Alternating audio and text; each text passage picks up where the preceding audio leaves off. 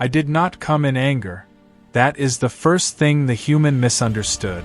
When my vessel settled above his dwelling, its gravity field folding the night air inward like a held breath, I felt the familiar tightening within my chest plates, the reflex that preceded every reclamation. Mothers of my line did not hesitate. We did not arrive uncertain. We retrieved what was ours, corrected deviations, and restored order. That was how continuity survived across stars. And yet, as I descended the ramp and placed my feet upon the soil of this quiet human settlement, I already sensed the fracture. The house was smaller than the structures humans usually offered to their leaders or dead. A single-level construction. Wood and composite polymers. Warm light leaking through the windows. Not the sterile illumination of laboratories or sanctuaries, but the soft, inefficient glow of personal choice. The air around it carried traces of cooked grains, animal proteins, and something else, a chemical signature of emotional residue. Attachment leaves a smell, if one knows how to read it. I paused at the threshold. My guards remained behind me, weapons dormant, faces unreadable beneath their ceremonial helms. This was not a battlefield. This was a place where a child slept. I announced myself in the human language first. It was a courtesy and also a test. I have come to take my daughter. The human opened the door himself. He was older than I expected, not old by his species' standards, but worn in a way that had nothing to do with time. His shoulders bore the subtle curvature of one who had learned to make himself smaller in the presence of uncertainty. His eyes, however, did not avert. They studied me openly, without defiance, without fear. Recognition flickered across his face, not of me, but of inevitability. "Yes," he said quietly. "I know." He stepped aside, granting entry without being asked. That, too, was unexpected. Inside, the house carried the unmistakable disorder of shared living. Objects placed not for efficiency, but memory. A small garment draped over a chair. Hand-drawn symbols affixed to a refrigeration unit. A crude sculpture fashioned from bonding clay and scrap metal, 3 figures holding hands, one of them unmistakably shaped like my kind, though simplified, softened. I felt something shift within my neural lattice. "She is asleep," the human said. "Do you want to wake her?" I turned my gaze upon him fully then. Among my people, eye contact is reserved for equals or enemies. To offer it freely is to accept consequence. The human did not flinch. "No," I replied. "She should wake as she chooses." That answer surprised him. I saw it in the tightening of his jaw, the slight exhale he tried to hide. Humans reveal themselves in fractions of movement. They believe subtlety conceals truth. It does not. We stood there in silence, surrounded by the low hum of domestic machinery. Somewhere deeper in the house, a small body breathed, slow, steady, unafraid. "She knows who you are," the human said at last. "I would expect so." "No," he corrected gently. "I mean, she knows you're her mother. I've never hidden that." I inclined my head a fraction. "And yet she remains here." "Yes." The word was neither accusation nor triumph. It was simply a fact. This was the point at which, according to protocol, I should have advanced. Issued the binding claim. Activated the genetic resonance that would compel her return. My authority as queen was not symbolic. It was written into the biology of my line. No child of my blood could truly refuse me. And yet, standing in that human dwelling, I felt the resonance hesitate. "Why?" I asked. The human did not answer immediately.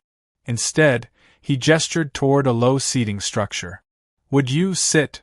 No one invites a queen to sit. But I did. The furniture protested under my weight, its materials not designed for my physiology.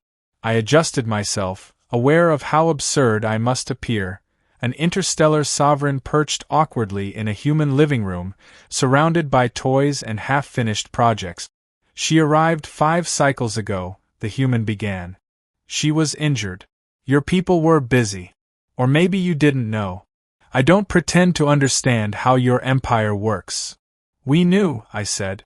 We calculated survival probability. It was low. He nodded. That's what I guessed.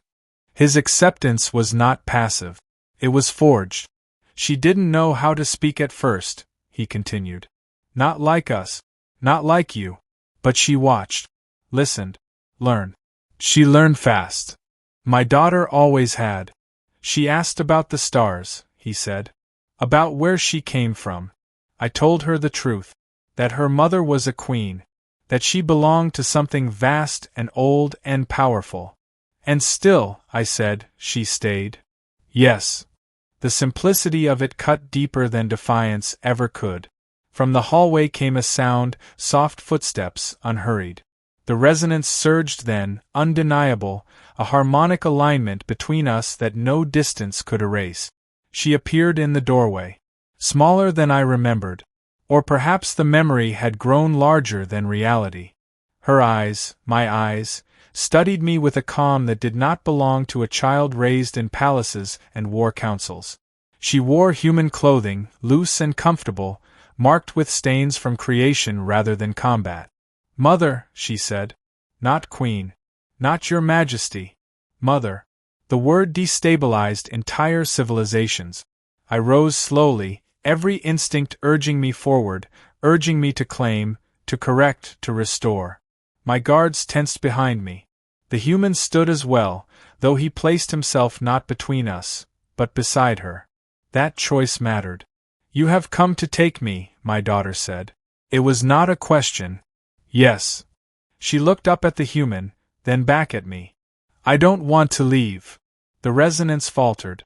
In that moment, I understood something my advisors had never accounted for. Authority could compel bodies, but it could not command meaning.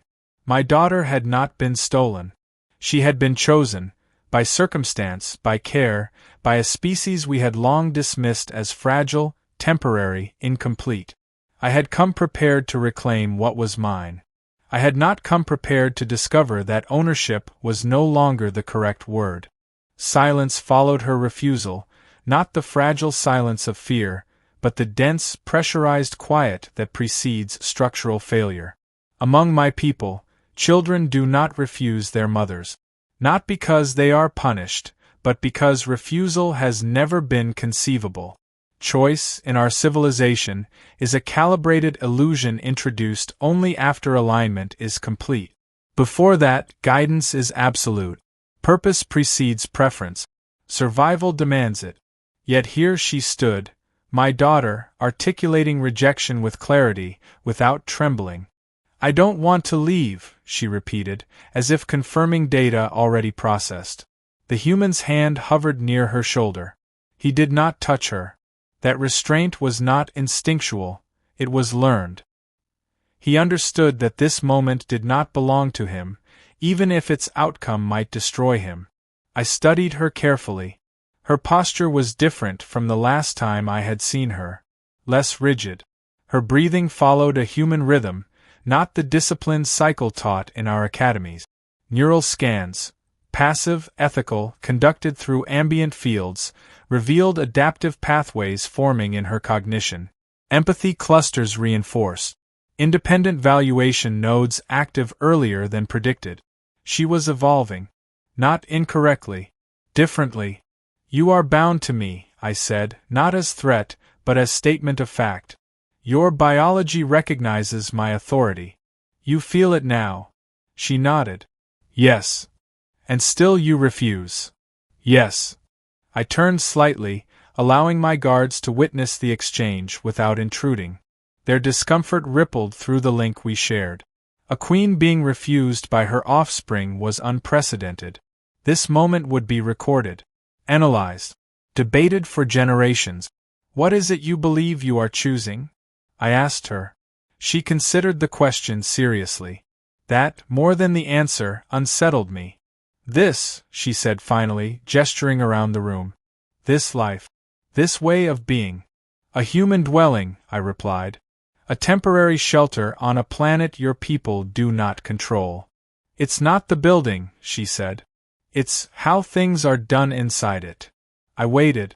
When I ask questions, I'm not corrected immediately, she continued. Sometimes he doesn't know the answer. We find it together. Sometimes we don't. And that's allowed. Allowed. A dangerous word. When I make mistakes, she said, they don't redefine me. They just happen. And then we adjust. I looked to the human then. You permitted deviation. He met my gaze steadily. I permitted learning. The distinction was small. The implications were catastrophic. You have taught her weakness, I said. No, he replied. I taught her resilience. I dismissed him with a glance and returned my focus to my daughter. Do you understand what you would abandon? I asked. Your lineage. Your capacity. The scale of what you are meant to become. She did not answer immediately. I've seen your world, she said instead. Through your recordings. Through the lessons you sent before I was hurt. I remembered. Automated transmissions. Cultural primers. Simulations of honor and duty delivered to a child drifting alone in an escape pod. At the time, it had seemed sufficient. It's very large, she said carefully. And very organized. Everyone knows what they are for. Yes. She frowned slightly. Do they know who they are? The question struck with surgical precision. Identity among my people is derivative. One is known by function, by contribution to the whole. Individuality is acknowledged only insofar as it enhances efficiency. It had always been enough. Until now. You are my daughter, I said. That is who you are. She shook her head. That's who I came from. Not who I am. The resonance between us trembled, oscillating between command and collapse. I felt it then, a sensation I had not experienced since my own ascension, uncertainty unmediated by counsel. No strategic framework accounted for this scenario. No doctrine addressed a child who had not been corrupted, but contextualized. You believe this human understands you better than I do, I said. She hesitated. That pause, I said quietly, is your answer. The human inhaled sharply, as if stung. But he did not interrupt. I think, she said slowly, that he sees me more often. The statement was not an accusation. It was a measurement. You sent teachers, she continued. Programs. Schedules. Expectations. He sends attention. I felt something fracture within my command center. Not a loss of authority, but a misalignment of values. Attention, to us, is a resource allocated sparingly. To humans, it is a form of love. Why did you stay with him? I asked her. She glanced at the human again, then back at me. Because when I woke up scared, he stayed awake too. The memory struck me with unexpected force. Among my people, fear is treated with recalibration. Emotional spikes are dampened to prevent inefficiency. Comfort is a concept reserved for rituals, not responses. He didn't know how to help, she said. So he tried anyway. I closed my eyes for a fraction of a second. That, I realized, was the core divergence. We act from knowledge. Humans act from presence. You are choosing limitation, I said. His species ages, weakens, dies. You will outlive him by centuries. She nodded. I know. And when he is gone? I will remember him, she said. And I will still be me. The confidence in her voice was not arrogance. It was integration. You assume memory will suffice, I said. It already does, she replied.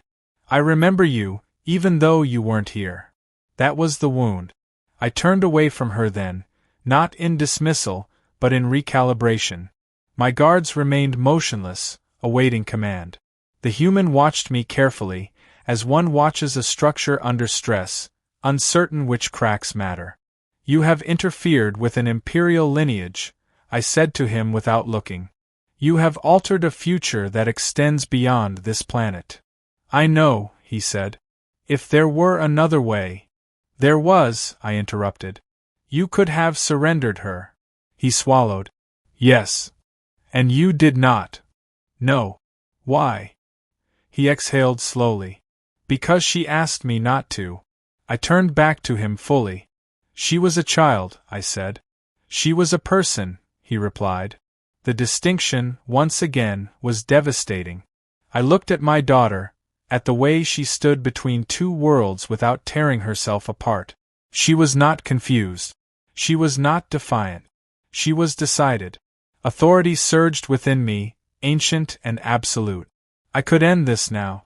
One command. One harmonic pulse. She would step forward, eyes empty of resistance, choice overwritten by biology. The empire would continue uninterrupted. Instead, I asked a question no queen had ever asked before. If I allow this, I said slowly, what do you believe you will become? She smiled, not with triumph but relief. Something new, she said. And still yours. Just, not only yours. The silence that followed was different. It was not the pause before violence. It was the space where a civilization decides whether it will survive unchanged or evolve. I did not answer her immediately. A queen does not reveal hesitation, not because it is forbidden, but because hesitation invites interpretation. Empires fracture in the spaces between commands. Yet in that human dwelling, surrounded by objects that carried no strategic value and yet seemed indispensable, I found that silence could also be a form of listening. You ask for permission, I said at last, for a future with no precedent. My daughter inclined her head. The gesture was ours, learned before language. She had not forgotten us. That, at least, remained intact. I ask for trust, she replied. Trust is not a currency my people use lightly. It cannot be quantified, cannot be enforced, and once extended, cannot be recalled without damage. We prefer certainty. We prefer systems that function regardless of individual failure. And yet, here was an individual who had not failed, who had adapted beyond our projections.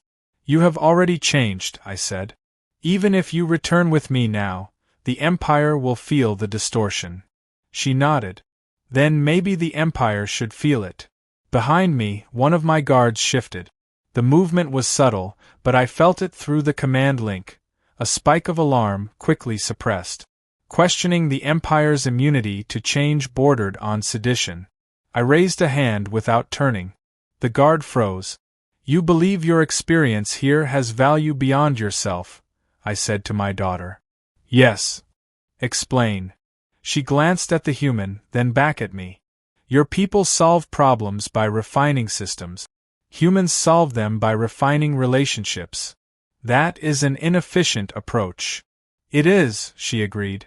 But it creates things you can't design in advance. I processed her words against centuries of imperial doctrine. Emergent properties. Unplanned innovation. We studied such phenomena as risks, not resources. You would have us learn from humans, I said. I would have us observe them, she corrected. Closely. Honestly. The way he observed me. The human shifted then, uncomfortable with being discussed as data. I noted it absently. Do you understand what you are proposing? I asked her. If I allow you to remain, you become an anomaly sanctioned by the throne. Others will follow. Questions will multiply. Yes. Authority will erode. Or mature, she said. The word echoed. Mature authority is one that adapts without dissolving. We had never needed such a concept. Our strength had always been consistency. You speak as though you already see yourself apart from us, I said. She shook her head. I see myself between. Between is a dangerous place to stand. Borders invite conflict. Intersections invite collapse. But they also invite exchange. I turned to the human then, not as an interloper, but as a variable that refused elimination.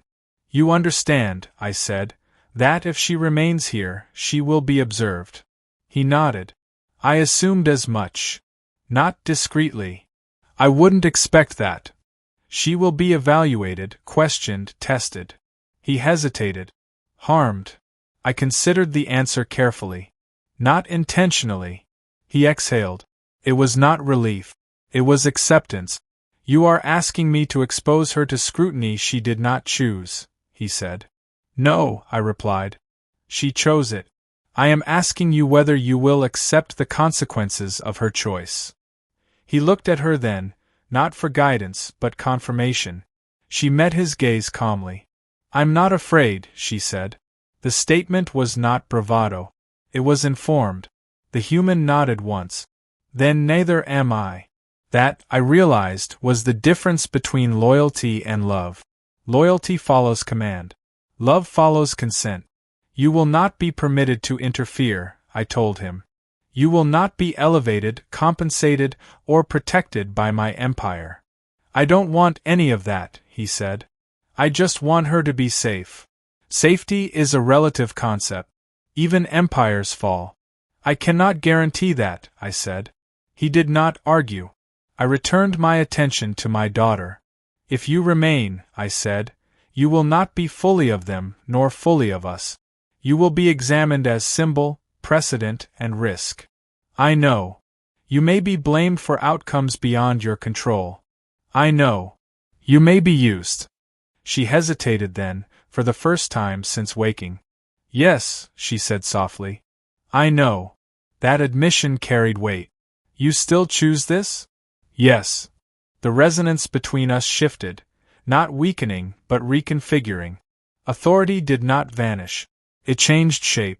I will not compel you, I said at last. The words felt heavier than any command I had ever issued. Behind me, the guards stiffened in unison. Across the stars, protocols trembled as if sensing disturbance. You will remain, I continued, under observation. You will serve as liaison, whether you intend to or not. Your life here will no longer be private. She bowed then, not deeply, not submissively, but with recognition. Thank you, Mother. The title landed differently now. I turned to the human one final time. You have altered the trajectory of an empire, I said. Do you understand that? He considered it. I think, he said slowly, that empires alter themselves. I just didn't get out of the way. I did not respond. I moved toward the threshold, the night air rushing in as the door opened automatically in response to my proximity. Outside, my vessel waited, silent, immense, patient. Before stepping through, I paused. There will be a day, I said to my daughter without turning, when you will be asked to choose again. She answered without hesitation. I know. And when that day comes, I said, you may not have the luxury of refusal. I understand. That, too, was part of growing up, human or otherwise. I stepped outside. The door closed behind me with a soft, almost apologetic sound. As the vessel lifted, I looked down upon the small human dwelling, already marked in imperial archives as a site of divergence. For the first time in my reign, I did not issue an order to correct it. I issued an instruction to observe. And in that decision, more power shifted than in any conquest I had ever commanded. The empire did not collapse. That was the first report I received after my return, delivered with the careful neutrality reserved for events that might become catastrophes but, so far, had not.